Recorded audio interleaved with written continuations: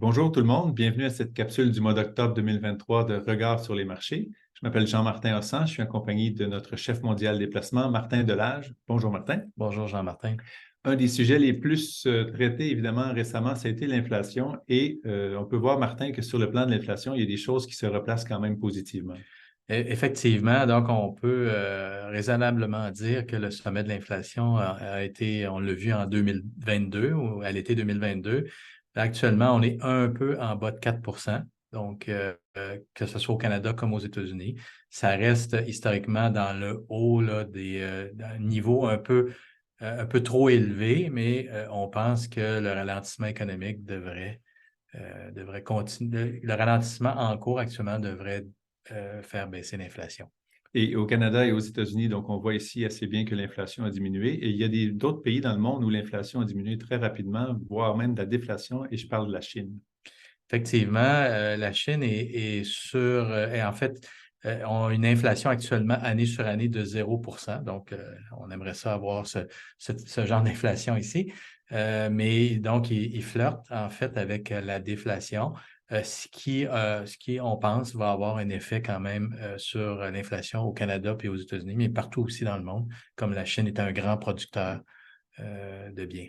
Et on a mis ici la différence, en fait, juste pour indiquer la différence entre désinflation et déflation. Bien, la désinflation, c'est quand l'inflation diminue, mais qu'il y en a quand même. Et la déflation, c'est quand les prix baissent, en fait, au lieu de. C'est pas juste une diminution de la hausse des prix, c'est une baisse des prix. Donc, évidemment, les banques centrales, Martin, ont réagi aux données sur l'inflation qui ralentit un peu partout.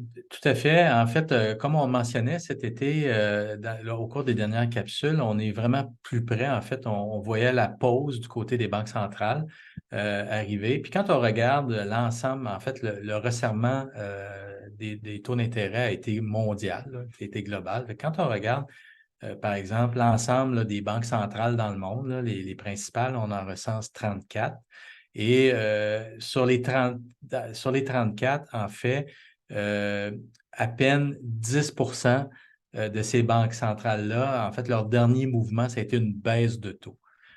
Donc, la grande majorité, tout près de 90 % leur dernier mouvement a été des hausses de taux. Quand on regarde l'histoire, en fait, depuis les années 90, qu'on constate que quand on atteint des niveaux où on est actuellement, que ce soit en début 95 ou à l'été 2007, bien, ça correspond pas mal à la fin du resserrement monétaire dans le monde. Et puis, on peut dire aussi que les marchés, en ce moment, l'inflation semble se calmer, les banques centrales aussi, mais on peut dire que les marchés sont volatiles comme on n'a pas vu ça souvent en ce moment. Effectivement, la volatilité est très importante, que ce soit du côté des obligations, mais également sur le graphique ici du côté des actions. Puis quand on regarde l'histoire, bien, ce qu'il faut savoir, bien, en fait, ce qu'on constate, c'est que la volatilité, ça fait partie, c'est normal dans les marchés boursiers.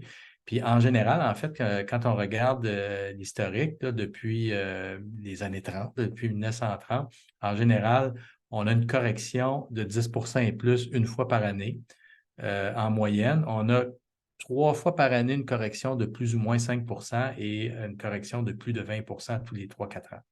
Donc, la volatilité qu'on vit actuellement dans les marchés boursiers, bien, historiquement, c'est la norme. Donc, c'est un peu normal. Et pour les obligations, on sait aussi que les derniers temps n'ont pas été faciles et cette volatilité-là, pardon, s'est reflétée aussi sur le plan des taux. Effectivement, puis la volatilité dans les taux d'intérêt est quand même très importante depuis plusieurs mois déjà, là, une volatilité qu'on ne voyait pas avant. Maintenant, on a eu des hausses de taux, l'inflation, on pense que le sommet de l'inflation est derrière nous. Ceci étant dit, le marché obligataire, avec la hausse des taux, pour nous aujourd'hui, est redevenu attrayant. Puis quand on regarde les obligations, en fait, ici sur le graphique, vous avez le rendement de l'indice obligataire univers et depuis 10 ans. Donc, on a un rendement annuel de 1,55 et le rendement de l'indice court terme. Donc, court terme, une durée moins élevée. Donc, un rendement de 1,29. Donc, on voit que sur 10 ans, on a un rendement à peu près similaire, alors que dans l'indice univers, on a absorbé beaucoup plus de volatilité. En fait, normalement, on devrait avoir un rendement supérieur compte tenu de la durée plus longue. Donc, on voit vraiment l'effet des hausses de taux sur l'indice univers. Ceci étant dit, à partir de maintenant, on pense que c'est attrayant d'extensionner la durée des portefeuilles. Et ça, c'est la situation au Canada, mais aux États-Unis, on peut dire que c'est 3 années qui ont été difficiles aussi pour les obligations. Tout à fait. Puis on a en fait, les données qu'on a le plus loin, c'est depuis 1974. Donc, c'est l'équivalent de l'indice univers aux États-Unis. On voit qu'on est dans une 3e année consécutive de baisse. En fait, c'est une première. On a déjà eu des années de baisse, mais toujours suivies par des hausses. Donc, on peut dire que le marché obligataire y a goûté, là, vraiment. Puis suite à ces années un peu plus difficiles-là, justement, il y a des positionnements qu'on peut peut-être prendre avec le marché actuel. Tout à fait. Donc, on trouve que les rendements, donc c'est le retour des rendements obligataires, on a des niveaux de taux qu'on n'a pas vus depuis 15 et même pratiquement 20 ans.